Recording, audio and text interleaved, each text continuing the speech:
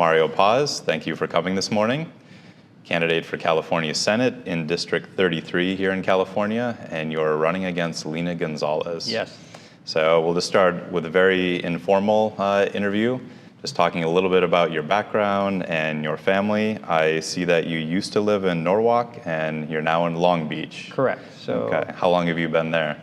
So Long Beach, I've lived in Long Beach from 2005 and then moved to moved to Long Beach in 2000, moved out to Irvine in 2005, stayed there for 10 years and then moved back to Long Beach in 2015.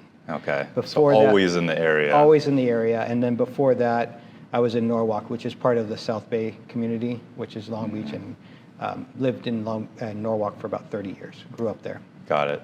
And I see that you've been a CPA for a very long time. Yes. And in light of California's recent budget issues, it seems like that could be a handy profession in the legislature right now. Absolutely. I mean, I've been doing it for 30 years, 30 plus years, and when you get down to budgeting, you have to get in there and kind of look at what you really need and what you don't need, and eliminating the waste, and at the same time, making the hard decisions on what can you cut and what you can do. And so it's something I'm very familiar with.